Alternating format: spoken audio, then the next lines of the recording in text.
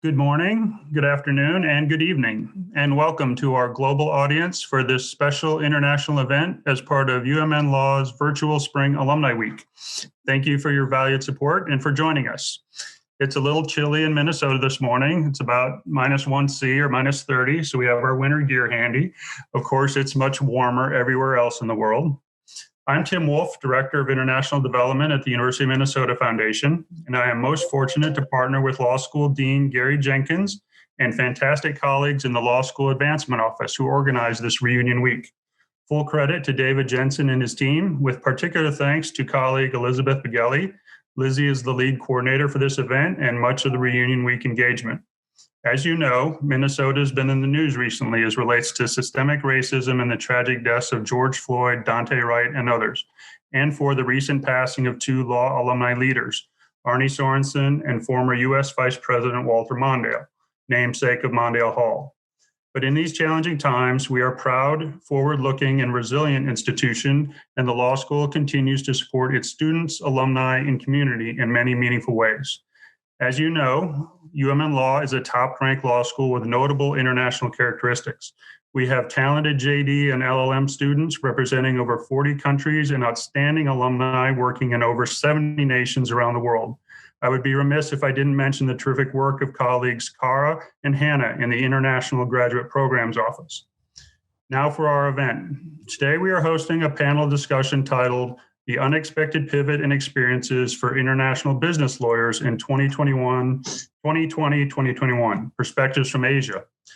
The COVID-19 pandemic has impacted how international lawyers and their clients conduct business, whether locally or across multiple time zones. Most have adjusted in ways big and small. Professor John Matheson will moderate a discussion among four amazing law alumni who are joining us from Asia. We are grateful they are taking part of their evening on a pro bono basis to discuss areas of change in their work in home countries. Today's webinar is being recorded, and the link to the recording will be shared via email following the event. We have live audio captioning enabled. Please click on the live transcript feature at the bottom of your Zoom screen to view or hide these captions throughout the discussion. And in this session, we hope to have time at the end to address questions submitted via the Q&A feature found at the bottom of your Zoom screen. The clock is ticking, so let me provide a brief introduction of our distinguished alumni participants, all partners in international law firms who earned their JD degrees at Minnesota. You can find extended bios on their respective firms' websites. First, a recipient of the UMN China Center's Distinguished Chinese Alumni Award, Alex Zhang serves as the head of White & Case's operation in China, as well as the firm's China corporate and M&A practice. He works in Shanghai and Beijing and has spent 30 years advising clients on all types of cross-border corporate transactions. Next, James K. Lee is the managing partner of the Seoul office of Arnold & Porter. He focuses his practice on complex cross-border business disputes and class action defense, arbitrations, and business torts. James practiced in LA and Hong Kong prior to working in Seoul, where he has led the opening of 2 foreign law firm offices.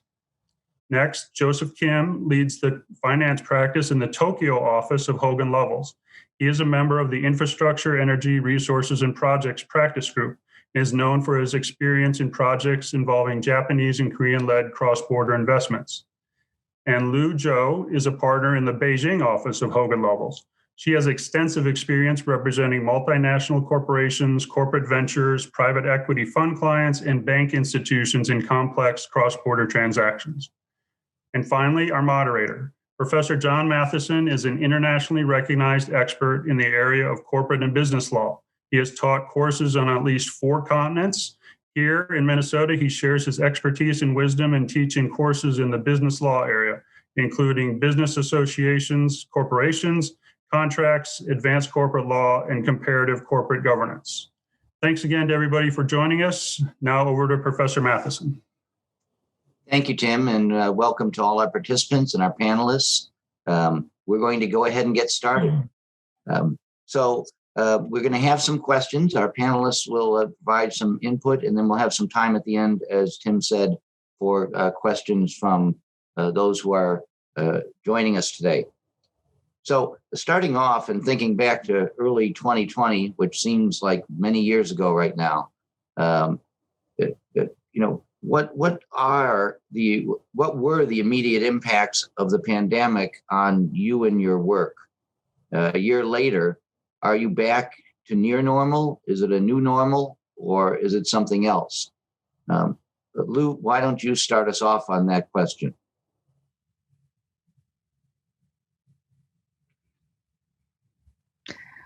Thank you, Professor. It's first of all, thank you for all the time, here, and it's a great opportunity for us to reunion through this Zoom call. This is really something like a new normal, actually, to everyone after the pandemic. So from our perspective, as what Tim introduced, I basically located in Beijing, China. And China is the first jurisdiction hit by COVID-19 around the globe last year. And therefore, unfortunately, there were no precedents or well-developed experience that we can borrow at that time. The great population of Chinese, including our office, were aware of this outbreak right before the 7-day Chinese New Year time. And our China offices were facing the challenges of those mandatory shutdown policy after the holiday, which we were informed by the government in the middle of the Chinese New Year last year. So during that time, we experienced a lot of challenges for sure, but our Beijing office and the Shanghai office acted quickly to form a crisis team immediately to follow up on those rapid changes of the lockdown policies in different locations. As during the Chinese holiday time, a lot of people are traveling, including all the employees we have on the ground. We have about 150 employees in Beijing and Shanghai. Most of them are traveling for the family reunions. And myself, actually, I was traveling in Japan during the holiday time, and I was worrying about, because of the lockdown policy, that whether I can have a flight back to China during that time. So we have this crisis team to watch for those policies in different jurisdictions and even countries or locations to make sure inform our employees, through the WeChat. We have the great communication channel we have in China. And also we work out the office-wide protocols during that time so that the China team can comply with the lockdown policy. And at the same time, we can handle clients' works remotely and timely. As at that time, if you can still remember, most of other jurisdictions globally actually still function as normal. So business was as usual during that time. But we need to deal with how to handle those client works while we don't have the access to the firm system from home, and especially if some of our colleagues need to deal with court deadlines in China. That was something urgent during that time. So we managed to make sure that we deliver our products in time. Also, because of the lockdown, we also during the urgent time, around that time, we were short of mask supplies. We're short of sanitizers. So the firm taking the responsibility to support our employees in China in terms of try to purchase all those stuff, try to get it through online for the family. For the employees, including the family of the employees.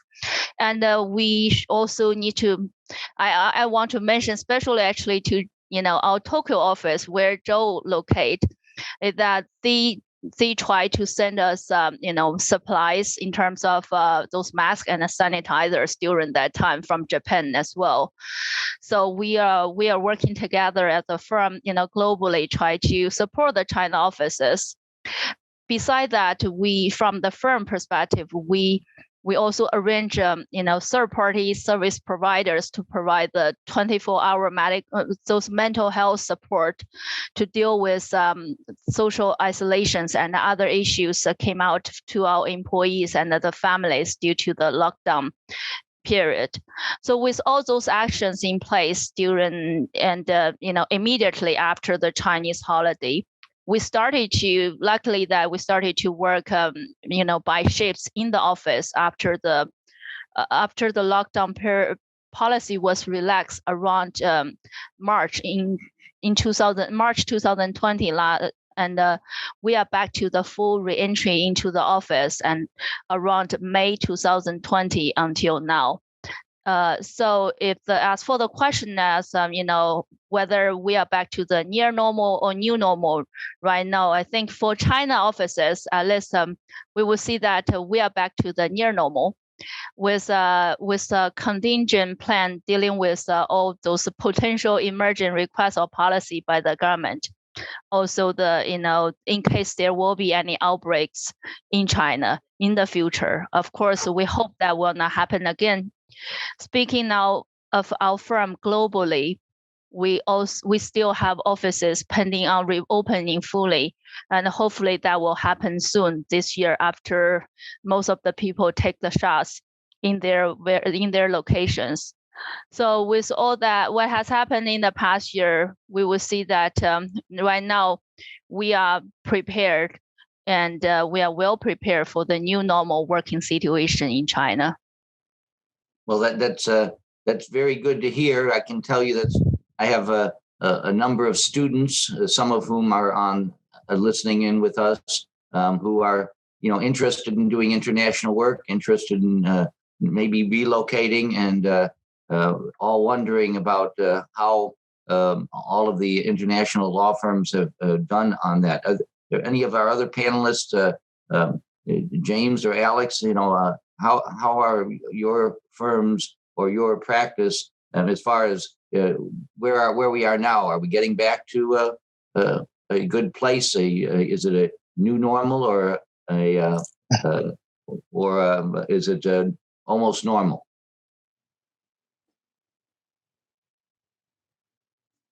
Well, go ahead, Alex. I saw you. James, go ahead. We'll just touch China. Maybe you can share your view about Korea. Yeah, I think we are getting closer to normal, but we're still in the new normal. We're actually back in the office.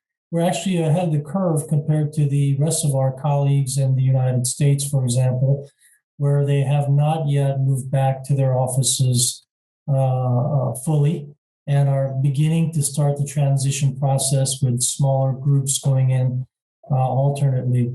And but for us here in Korea, we're all back in the office because the alert level is low enough that we can. But we take a lot of precautionary measures, such as wearing masks when we're having meetings, wearing masks in the common areas of the office, of course, regular hand washing, and even when clients come and we have meetings, we wear masks. But when we're in our own offices, we can take our masks off. But there have been some limitations, some reduction in the face-to-face meetings with clients, or also client dinners and things of that nature. But something of interest to students, we are back to normal in terms of hiring interns and having interns come into the office to work, abiding by the same guidelines that the attorneys do. So yeah, we're, but of course, in terms of the way we operate, it's changed. I'm sure we'll get into that a little more later in terms of, how things have been affected. Thank you. So let's go to another question. If there's one thing about this pandemic, is that it's not been consistent. With through that persistent uncertainty of the pandemic, how have you seen the role of staying agile? Where have you needed to pivot, and what aspects of your work have changed or adjusted, or have you need to pivot? Joe, why don't you help us by starting out with that? Sure, Professor. Thank you. It's been sea change for my practice, at least. As Lu has indicated, I think our firm as a whole has really pivoted and handled the situation very well. So, at the end of the year, economically, we came out fine, better than expected. However, situation in Tokyo is a little bit different because here there's no vaccine yet, and strangely enough, testing is very limited. So the reason for that is because under Japanese law, if you test positive, you have to go to hospital. So they don't want to test people. But at the same time, interestingly enough, Japan is a very, they're freakish about, staying clean and whatnot. So you don't have to tell people to wear a mask. They wear a mask anyways to begin with. So the one interesting factoid, I think, is that at the end of 2020, the total death count was lower than 2019, including COVID cases. So that tells you something about this country. In terms of, staying agile and whatnot, I mean, obviously, we all had to work from home. In Tokyo, we're still not open 100%. So we're still at 30% capacity. So my practice, which is a very much cross-border in nature, where I have to travel half of the time, 6 months out of the year, I'm in airport someplace, traveling to some other country. I have not been able to do any of that. Obviously, Zoom has become a sort of the new normal. But we have to, change quite a bit because, in the beginning of pandemic here, I think we had the lockdown here in March and April. And at the time, I was working on projects in South Africa, Tanzania, Kenya, Sri Lanka, and Indonesia. And they all stopped. And they have not come back. So what do you do? You have to figure something out, and it's sort of understanding where things are and sort of working within the larger context of a big law firm that sort of understand where things are trending towards. So I had to pivot and focus more on the work that's happening in Japan, obviously, because I can't go anywhere. I do have a client base here, but largely those were cross-border in nature, but had to focus more on domestic affairs. So, as it is in the US and elsewhere around the world, renewables is a huge growth industry, if you want to call it that. And, there's a lot going on here in Japan. So I had to pivot to looking at those things. And compared to last year to this year is a bit of night and day. Obviously, we're almost back up to full speed, so to speak, in terms of what we're doing, and we're continuing to go. Now, Japan again, in my situation again, it's a little bit interesting in that we're facing possibly another lockdown because of the variants, and Olympics coming up in 2021. It's just around the corner, literally, in less than 100 days away. So the government is very skittish about what is happening with the cases, and they're not rolling out the vaccines anytime soon.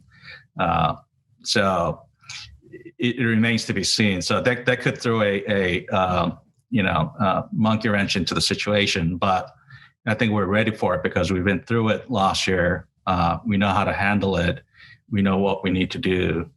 So, it'll be an interesting year, to say the least. Anyone else want to add in on that, Alex or James or Lou? Yeah, I think this is kind of an interesting time for all of us. We just really have to be very flexible in terms of dealing with a lot of situations. And I think Lou mentioned this earlier. In China, we pretty much came back to normal or semi-normal last year, and in Shanghai these days, and even we used to have this barcode on our iPhones, so whenever we enter into a building, we have to show the barcode to the management of the building, and then now it's no longer required. And so we pretty much in terms of office, in terms of daily office life, is kind of normal, but we at least by my personal experience, I have probably done more travel than let's say before COVID. Just for a lot of deals I have been working on, my clients, they're in the US, they're in Europe, they were not able to come to China for negotiations. So I kind of played their role as not only for, as the legal counsel, but as the, business representative. That was kind of an interesting experience. So that has been an interesting experience for me. And I guess the bottom line is, just we're in the service industry, we need to take care of the client work and do whatever necessary. And I think the only good news for us living in China is government has very tight control over the situation, and then there has not been a lot of new cases. So we are able to travel to different places within China. And of course, I haven't been back to the States for almost 2 years. Great.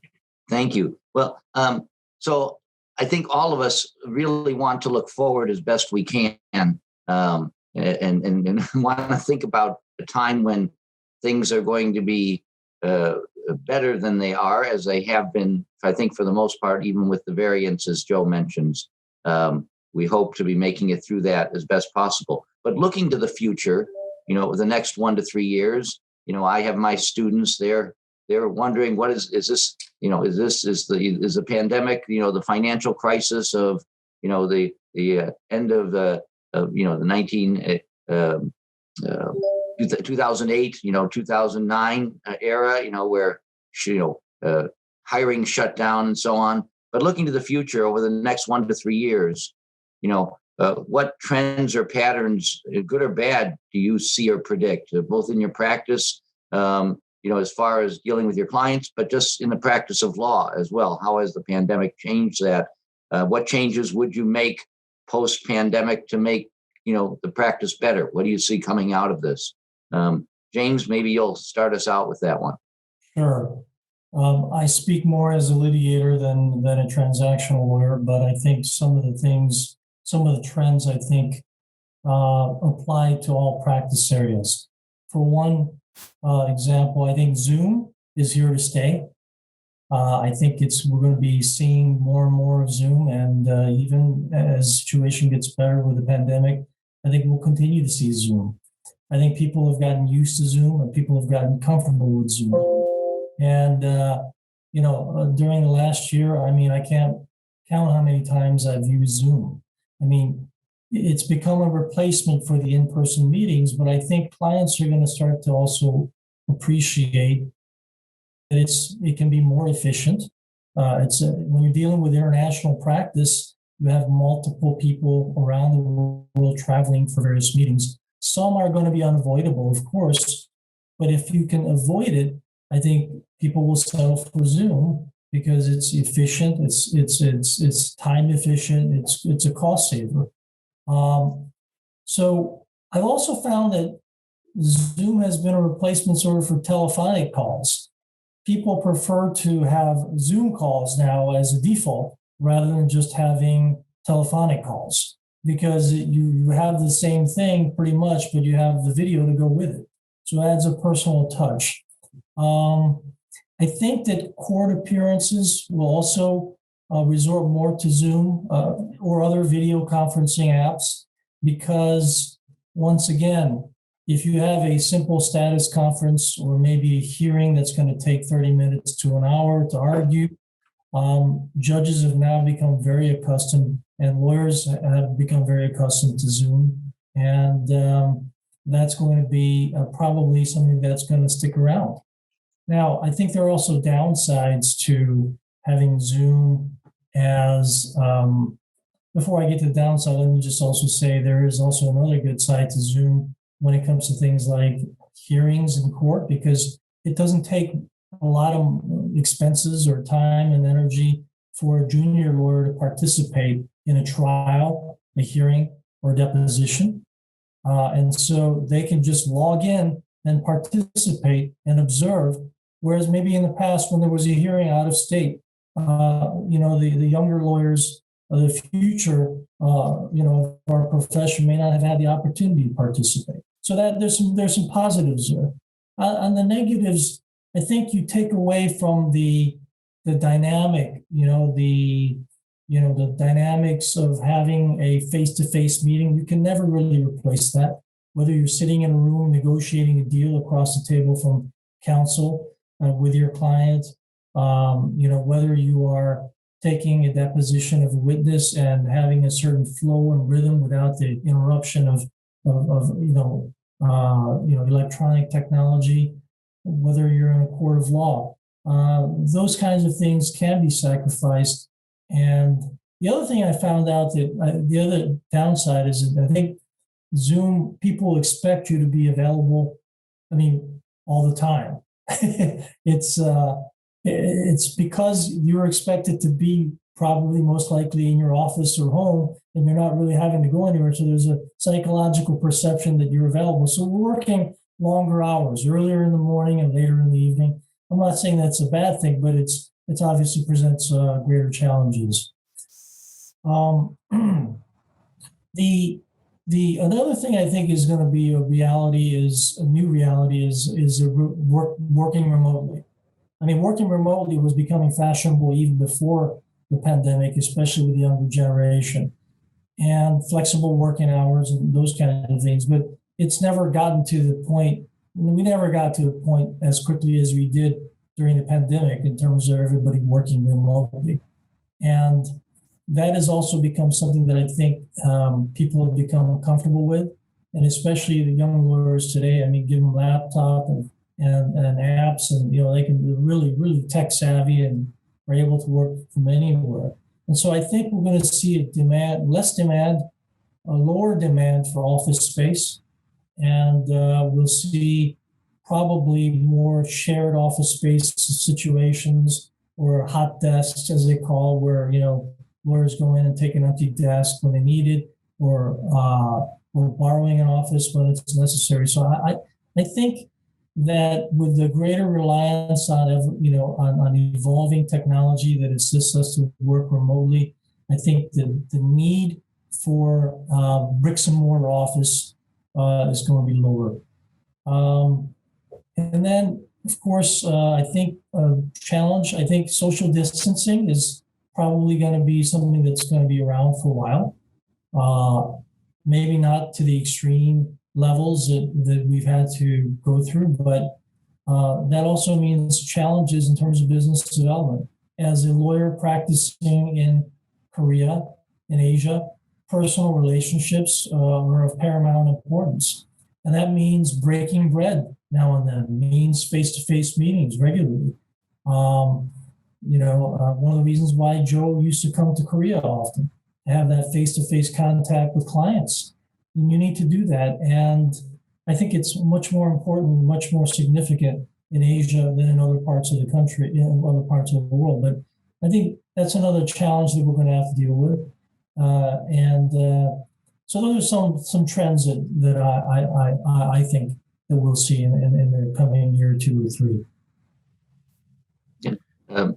Any of our other panelists want to add what they're seeing and thinking and expecting to have happen?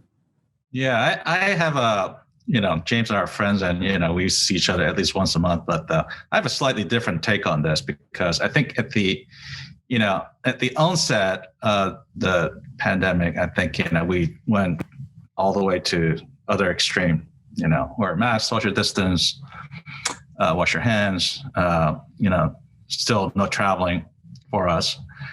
But my practice is a little bit different. And it's funny that I'm saying this, because I'm the guy who's never in the office, traveling, working remotely with a computer and an internet connection. I think exactly the opposite. The meeting with people, having that human connection, I think is even more important. That's what has taught me during this process, because that the transactions that I get involved in is project financing of big energy projects and infrastructure projects around the world, and these are long-term relationships, right? Financing's locked in for 20, 30 years, and people want to know who they're dealing with. This is like getting it's like marriage. So they like to meet in person. So, we haven't had that in a while. Obviously, Zoom has taken place of that to augment it, which is great. so we can stay in touch. But I think that as like all things, this pandemic will end at some point. The Spanish flu did as well 100 years ago.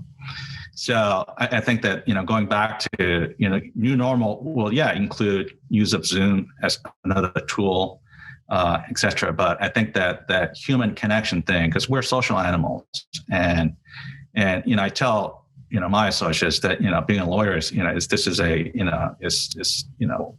a human business. You got to know people, and you're working with people. That's what's most important.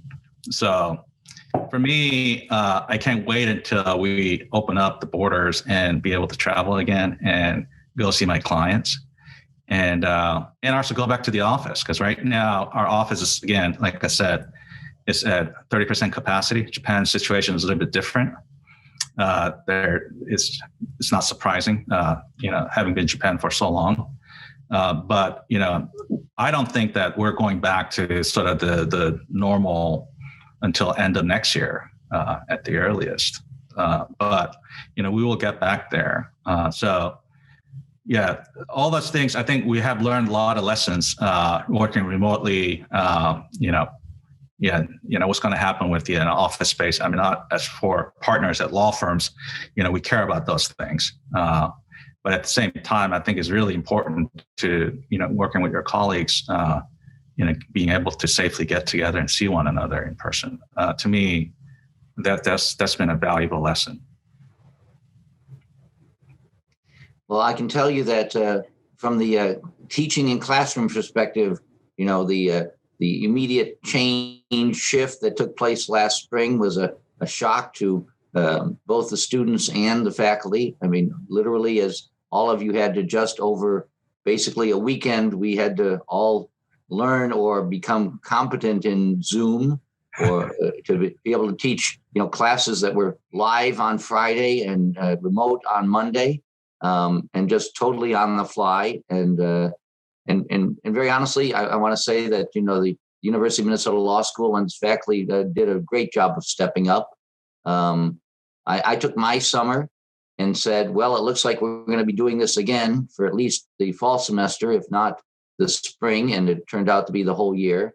And I spent a good part of my summer trying to become very competent as far as Zoom, and using all of its features and all of the possibilities for presentation and breakout rooms, and every way that you could make, a virtual meeting a real meeting. Because at least those of you who have had me as a professor, that there's nothing like being in the classroom and seeing your fellow students answer questions and seeing the professor's reaction, and you just simply cannot get that with a panel of faces on a flat screen. And so we're all very hopeful here, and I have my classes already assigned for the fall, and I have rooms that are assigned for me to teach in. And we're all saying that we're going to be back at it. So I hope that that's true, but we'll see. If not, we'll do the best we can. I can tell you, and I think all of you would, agree with this, that being a law student at this time is would be very difficult, particularly being a 1L law student, where you don't have that interaction with your classmates. So we're not talking about law school so much here, but I wanted to add that personal perspective. And I really do believe that the law school has really worked very hard to make the experience as positive and strong as possible for the students. Well, let's move on. In thinking about new lawyers and current law students, particularly those involved in large multinational firms or wanting to be involved in multinational firms doing international work, what advice would you have to give them? Alex, would you start us off with that? Sure. That's a very interesting question. I think I want to share my perspective on basically being an international business lawyer moving forward, because just look at the COVID situation, okay, and then the COVID pretty much has changed our lifestyle. We don't travel a lot anymore, and for international business lawyers, that's a major change. Okay, and then you look at the governments. Okay, and then the governments are moving towards more kind of a local, protectionist environment, and then so they're also focused on domestic consumption. They're focusing on domestic industrial capacity adjustments. Just issues of that nature. So, a lot of people ask me this type of question. Say, okay, do we have a bright future for being a young professional moving towards the path of becoming an international business lawyer? Okay, because this international concept is changing somewhat. Pretty much my experience is okay, at least just in terms of dealing with the workflow. 2020 we were extremely busy, and then now this year we are in the second quarter of 2021, we are extremely busy. Okay, just for a number of reasons. If you think about this whole, global, environment, and then definitely the globalization was the driving force in the past 20 years. And then now people are talking about, adjustment changes. Okay, and because the platform is there. Okay, if you want to change it, you attempt to change it, and then that results a lot of business issues to be dealt with. So we have seen a lot of divestiture. We have seen a lot of just reorganization, and we're talking about new joint venture, dissolution of old joint venture or alliances. And then we're talking about the new greenfield projects. People are moving their manufacturing base from one country to another country. So in terms of the business transactions, and the volume is still there, and we're quite busy. Okay.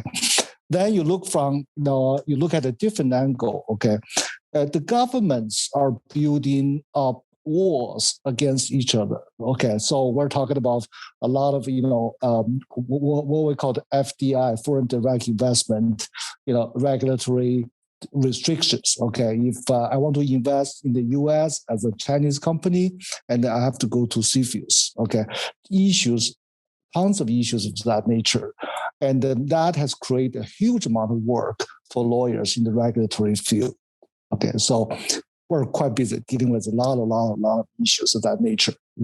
And if you deal with the international cross-border transactions, and then trade frictions have created a lot of more work for trade lawyers, and also. Probably, Jim can share his experience with you. We have seen a lot of disputes, so litigations, cross-border litigations, arbitrations. So a lot of work, in the dispute space. So all of this means and there's still a lot of work for us.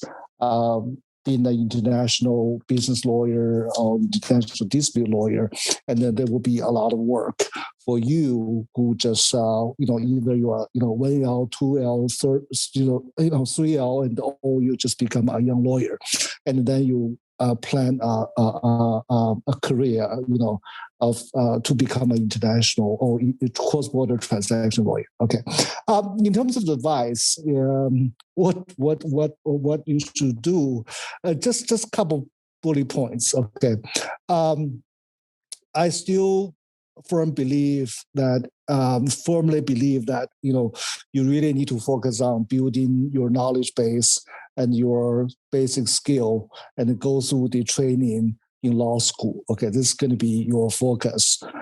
And for instance, if you want to become a very good corporate M&A lawyer, just make sure you get an A, at Professor Matheson's class. Okay, that's going to be very important. Okay, just focus on your basic skill training, and no matter you're going to practice in Japan, China, US, really the basic, legal skill training, is very, very essential to your career development. Okay.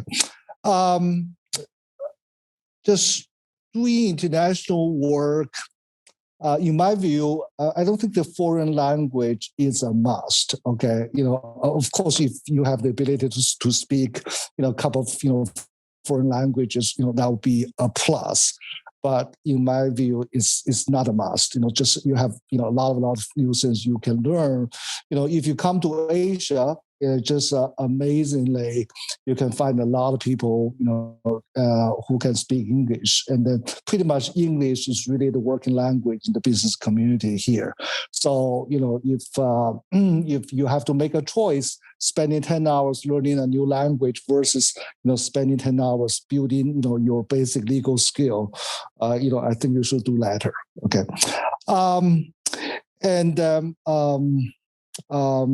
I also suggest that you take as many international courses as possible. When I was in law school, I remember I took classes like international tax, international contract law, Professor Matheson, that was Professor Scallon, Bob Hudak. I just found those courses are extremely helpful to me when I begin my career as an international lawyer. Okay, it just really help you start, in the international cross-border transaction space. Okay, and also my recommendation is just make sure you make a lot of friends in law school. Okay, build up your network. Okay, because that's going to be your assets, for the rest of your career, okay, the next, whatever, 20, 30, 40 years of your practice, that's going to be your assets. Make sure, you make good friends, with your schoolmates and then maintain that network. I think they will be all over the world after graduation, and then it's just, very important to keep that network. And also, try to have some exposure with international, or different culture, international students, and then because it will help you, in terms of dealing with, different cultural, issues, and then also different, offer you a different perspective. And I think that type of experience, is going to be helpful to you when you develop your career as an international lawyer, and because you're going to deal with people from different culture, from different country, different ethnic backgrounds. If you can develop that basic skill in law school, dealing with issues of that nature, that's going to be very helpful. We have a very good LLM program. We have a good exchange student program, and you make friends with them. Okay, I was an exchange student during my first year of law school back in mid 80s, and that was just very, very good experience for me to make friends with people from different countries. Anyway, just enjoy law school, and then find whatever way to find, just to get yourself connected with that international element. And just a lot of good companies in Minnesota. They have businesses, in all, in places all over the globe. And then, and make sure you take, as many international courses as possible in law school. I want to get to a couple of questions from our attendees. And so I'm going to ask the panel to just jump in here when I ask some of these. I'm going to combine one or two here. Has the pandemic impacted the content of what your clients want to achieve? And what sort of strategies are you using to deal with any of those new concerns related to that? Some areas of practice with the pandemic have decreased in the U.S., like real estate law, but others have increased, like bankruptcy. Are you seeing similar trends internationally, and is it impacting how your firms are structuring the work or hiring? Just anyone can take that. Sure, I can answer that. I mean, for us, so again, my practice area is broadly termed project finance, but it's a lot in the energy space. And I think that there's been a lot of pent-up demand from last year. So right now we're seeing a surge in a lot in the M&A space, for example. And this is throughout Asia, not just Japan, but Taiwan, Vietnam, everywhere. The clients are out there hunting for assets, and that sort of ties in with the sort of what's in the future for our graduates and law students. I'm very bullish about what's in store for us in Asia, particularly relating to the energy and renewable space, because as you know, everyone has committed to carbon neutral by 2030, 2040, 2050, depending on which country you're in.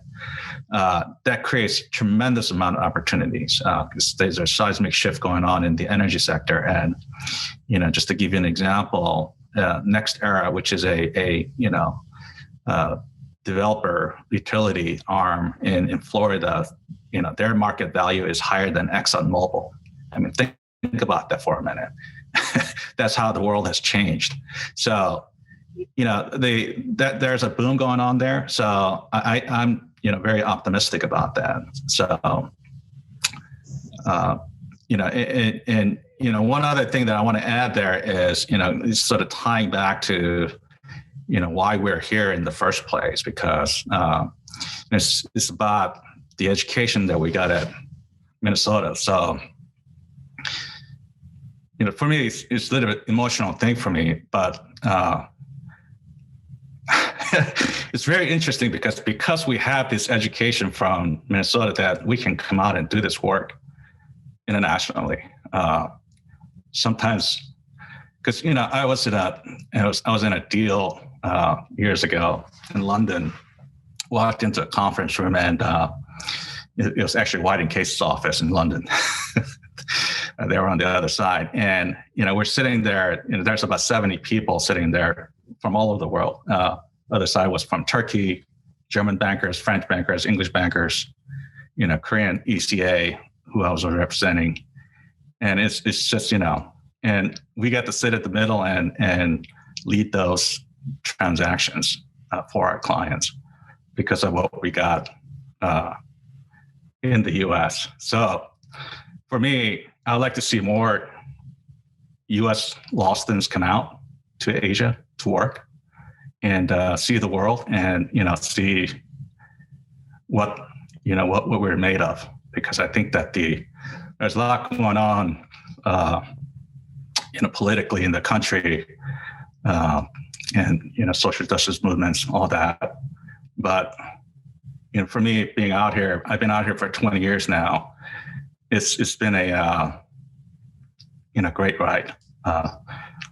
That's because I took class from Professor Matheson contracts my first year, and all the great education that I got in the U.S. And anyone else want to add on that? Yeah, I would like to share actually from my personal experience. Out of Minnesota, I would say so far actually, because of my network in Minnesota Law School, I have probably so far, I would say up to date at least I got one of my largest clients actually comes from our alumni. And also we got some works related to Minnesota because we have Minnesota connections. So personally, I benefit, not just the education, also the client work for the firm, for myself as well. Yeah, I would see that, the pandemic actually since last year, or even those tensions between countries happened a few years ago, actually make people start to think. I started to think, especially last year, about all those incidents happened out of the pandemic. What happened to the world? Whether people are getting more localized or more narrow-minded, or actually people get more internationalized. I would see that out of those thinkings, not just by myself, at least from our firm and from what we have seen the international companies, people are tending to be more internationalized and open-minded. and focus more actually on the what we now very popular with, we call it diversify and inclusion. That is something that for the firms, we see a lot of international firms and our clients are promoting now that we need to focus on the, for the people who work in the firm, that needs to be more diversified, and we want to include all the people with different backgrounds. So, in terms of whether hiring or whether we're promoting the team here, in China or globally. So I think that's something for the benefit of the new law students or new professionals as well, that if they can be someone like that, being more internationalized, being more inclusive, when they, during their education or during their interactions with others, they will have a more better future with whether it's working in a law firm or working in international companies. Yeah, I just want to share one thing with the audience. Of course, in terms of practice areas, some practice groups are quite busy. Some practices probably are not that busy. But overall, my understanding is, many international firms in Asia are recruiting, young lawyers. Okay, we're doing that. I know some other, not some, many other firms are doing that. So that's really a good sign. We're busy, and so just, reach out to us, look at, just your, whatever the recruiting office, the information coming from them. And there are opportunities out in Asia now for job opportunities. Yeah. Well, let's take one last question. I think we'll probably have, this will be our last question. And it really has two different pieces to it. And you can pick whichever one you want as the panelist. One of our attendees was asking about, how the recent unstable political and economic trends have affected your international business practice. And related, not necessarily to that, but it could be, are there any ways in which you've been able to take advantage of the current reality we're in? So either parts of that question, if anyone would want to take those on. I for one, have not been, with respect to cross-border disputes, I've actually seen a bit of an uptick on cross-border disputes, particularly in the area of international arbitrations. So I don't think the current political, economic climate has affected the disputes practice. And in fact, in times of uncertainty, I think during the Trump administration, our trade lawyers were busier than ever because of the trade policies, some unpredictable and others unconventional. Led to a lot of anti-dumping and countervailing duties work, and so there was a huge surge in the amount of work in international trade space. So I think sometimes challenging political and economic environment can create greater opportunities.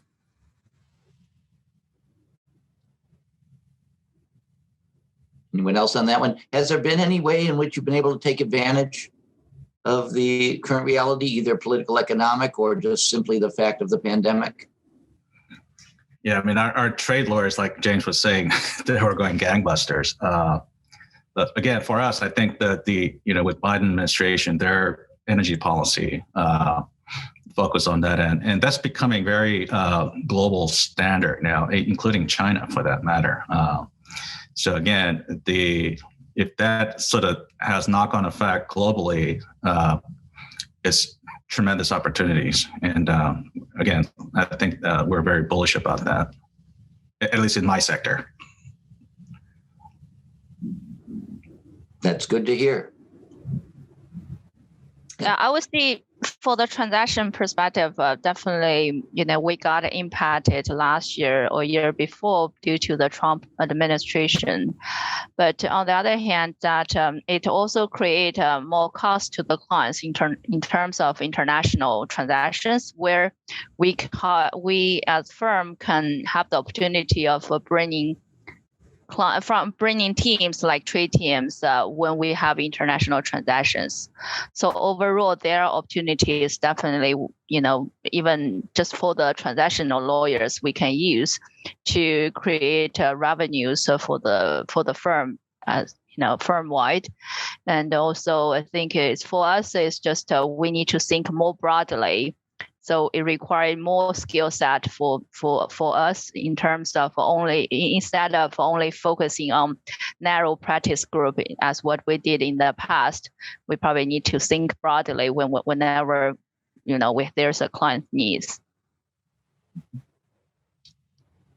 So thank you. I think for the content substance portion, I think we've done a very good job. I want to thank James and Joe and Lou and Alex. I'll turn it back over to Tim, and we'll close out here. Thanks, Professor. And it's great to have this opportunity to engage across the globe today, from Minnesota to China, Japan, Korea, Bangladesh. We had an attendee in Bangladesh, so we are very global today, and appreciate this time. Thank you, Professor, for leading us today. Great to have you lead the discussion. My thanks to Lizzie for all her work to bring this together and coordinating the reunion. Other events are still ahead this week, so I encourage everyone to take a look at the schedule and participate as you can. So on behalf of University of Minnesota and Dean Jenkins at the law school, my thanks to the panelists, Joe, James, Lou, Alex. Thank you for your time this evening, sharing your insights and experience and extending your day in Asia. Wish you a good evening and look forward to seeing you soon, either here in the US, Minnesota, or in Asia as when we're traveling again. And our thanks to the audience for your time to spend with us and join this discussion and sharing your questions and interests. We appreciate your time and support. The recording of this event will be posted and available. So again, opportunity to revisit this, and we look forward to seeing all of you again soon. I appreciate it. Wish everyone stays safe and stays in touch. And on behalf of law school, thank you and have a great day.